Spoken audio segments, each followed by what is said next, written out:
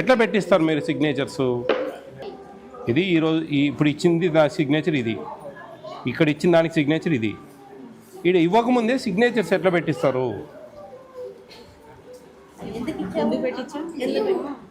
శనివారం ఆఫీస్కి వచ్చాను సార్, అప్పుడు కలెక్టర్ ఇచ్చేసిందంట అందరికీ.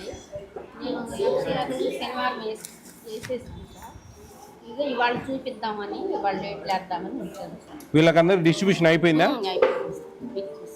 ఇచ్చేసింది, ఈరోజు డేట్లు వేద్దామని. మరి మీరు ఎప్పుడెప్పుడు ఉండాలమ్మా క్లియర్గా, అట్లా ఉండకూడదు. ఇక్కడ ఇవ్వలేదా ఈ నెలలో అక్టోబర్లో? మరి రాయలేదే ఏమ్మా సూపర్వైజర్, నువ్వు ఏం చూస్తా ఉన్నావు తల్లి? ఇప్పుడు అక్టోబర్ నెలలో ఇచ్చేశారు, ఈడ ఫిల్అప్ చేయలేదు. ఎప్పుడుమ్మా చూడు, ఈడ లేదు ఫిల్అప్ చేయలే. ఇక్కడ ఓన్లీ ఓవరాల్గా రాసావు ఏ డేట్లో ఇచ్చింది అనేది. వీటన్నిటికీ నెంబర్ అంటే వినమ్మా. ఏం పేరు మీ పేరు?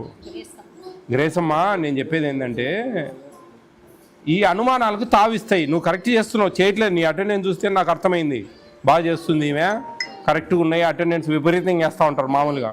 నువ్వు 7-8 మంది పిల్లలు 15 మందికి అటెండెన్స్ అయితే కూడా అంతే ఉన్నాయి అన్నిట్లో. నాకు సంతోషం అనిపించింది. ఏమి ఇది నువ్వు కరెక్టే చేస్తున్నావు, కానీ ఇవన్నీ ఎంటరింగ్ అనేది కొంచెం జాగ్రత్తగా చేసుకోవాలా. ఇట్లా పొరపాట్లు రాకూడదు, అర్థం చేసుకో నువ్వు. మీకోసం చెప్తున్నా నేను. ఇవన్నీ ఎవరన్నా అధికారులు వచ్చినప్పుడు ఇవన్నీ కరెక్ట్గా ఉండాలా. ఇంత డేట్ కూడా పనిలే, జస్ట్ ఊరికే 5/11 దట్స్ ఆల్. ఇదంతా రాయొద్దు నువ్వు. 6/11 చాలు, సింపుల్, ఒక గుర్తు కోసం. ఇవన్నీ కొంచెం కేర్ఫుల్గా చూసుకోవాలా. జాగ్రత్తగా చూసుకోండి. చూడు, ఇవన్నీ ఈడ మిల్క్ రాయలేదు, ఇవన్నీ ఈడ మిల్క్ రాయలేదు. అట్లా ఈ 1.5 చాలు, 1.5 చాలు, 1 చాలు. ఇంకా మళ్ళీ 0, 4 అంత వర్క్. నువ్వు బాగుంది, నీ వర్క్ నువ్వు ఎంత బాగుంది, సంతోషమే నాకు. కానీ ఏంటంటే ఇదంతా నువ్వు పెంచుకుంటా ఉన్నావు. ఇంత లాంగ్ డేట్ అవసరం లేదు. చూడు, ఇంత లాంగ్ డేట్ వేసినావు నువ్వు. 22 పెట్టినావు ఈడ. ఏంది ఇది? పుట్టిన తేదీ వాళ్ళది, పిల్లలది. ఇది ఉన్నీలే. ఇట్లా టీచర్ ఇచ్చిన డేట్ ఉంది కదా, ఇంత లాంగ్ అవసరంలే. 15/10 చాలు.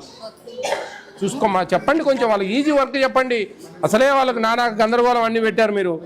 ఇవి కూడా ఇంత పెద్ద వర్క్ చేయాలంటే ఇంకా దినం అంతా అది చూసుకొని సరిపోతుంది. పిల్లలకి ఏం చదువు చెప్తాం? రేపు ఎందుకు మన దగ్గరికి పిల్లలు రావడం లేదు? ఎందుకు మనకు 3 years వరకు టేక్ హోమ్ రేషన్ తీసుకొని ఎందుకు రావడం లేదు పిల్లలు? మనం సరిగ్గా చదువులు చెప్తే ఎందుకు కాన్వెంట్లకు పంపిస్తూ ఉన్నారు? ఇదే కారణం. వాళ్ళకి చదువులు చెప్పలేని పరిస్థితి, వాళ్ళకి వర్క్ లోడ్ ఉంది, ఎక్కువ వర్క్ పెడతా ఉన్నాం. ఇవన్నీ రాయాలా, గీయాలా, యాపులు గీపులు. వాళ్ళకి 4 అక్షరాలు నేర్పిస్తే వాళ్ళ తల్లిదండ్రులు కూడా 3 ఏళ్ళు నిండినాక పంపిస్తారు మన సెంటర్స్కు. మనం లేనప్పుడు పంపించరు. మనం చదువు చెప్తే కదా వాళ్ళు సాటిస్ఫై అయ్యేది. మన దగ్గర 3 ఏళ్ల వరకు గర్భవతి అయినప్పటి నుంచి ఆ తల్లికి అన్నీ ఇస్తూ ఉన్నాం మనం. 3 ఏళ్ల వరకు టేక్ హోమ్ రేషన్ ఇస్తూ ఉన్నాం. 3 ఏళ్ల తర్వాత మనకు పంపించడంలే. టేక్ హోమ్ రేషన్ ఎంతమంది ఉన్నారమ్మా పిల్లలు? 30 మంది ఉన్నారు. వాళ్ళల్లో ప్రతి సంవత్సరం ఒక 3 ఏళ్ళు నిండిన వాళ్ళు 10 మంది ఉంటారు కదా. ఆ 10 మంది ఇంటికి రావడంలే, అవునా కదా? ఒక 3-4 వస్తారు. ఎందుకు రావడంలే 10 మంది? మన లోపం, మన కృపాపరాధం అది. వాళ్ళనైనా ఏం లేదు. వాళ్ళు ఎందుకు 20,000-30,000 పెట్టి ప్రైవేట్ స్కూల్స్కి పంపిస్తూ ఉన్నారంటే మనం ఇక్కడ చదువులు చెప్పలేని పరిస్థితి. ఎందుకంటే మీకు చాలా నెత్తిన బరువు పెట్టినారు, అన్నీ నానాక పనులన్నీ పెట్టారు. ఇదంతా రాయాలా, చూపియాలా. అట్లా కొంచెం ఏదైనా మినిమమైజ్ చేసి తగ్గించేదానికి ఈజీ వర్క్ అట్లా చూడండి, బాగుంటుంది. ఇది ప్రెగ్నెంట్ అండ్ లాక్టేటింగ్. ఎంతమంది ఉన్నారమ్మా?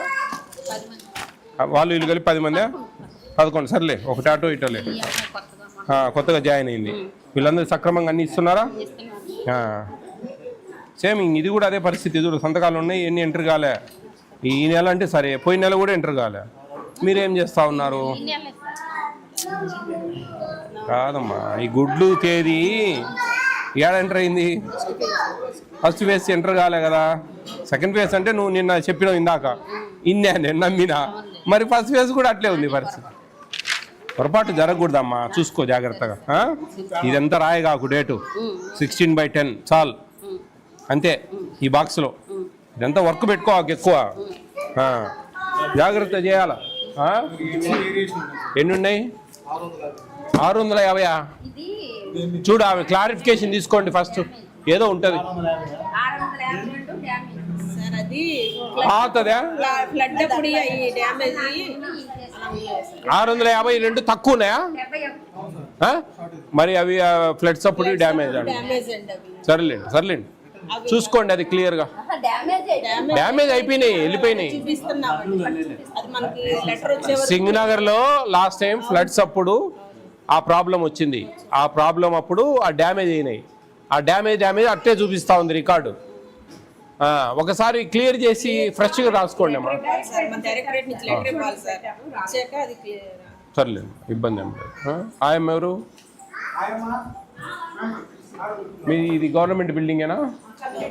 కమ్యూనిటీ హాల్ ఇచ్చారా? కొంచెం రిపేర్ వస్తుంది సార్, మార్చేసాం సార్. ఎక్కడికి మార్చారు? వేరే ఇప్పుడు అది సెంటర్ అంటే 2 సెంటర్ సార్, అయితే ఒక సెంటర్ పక్కన తీసుకున్నారు. నేను కూడా 2-3 రోజుల్లో మారుతా ఉన్నాం.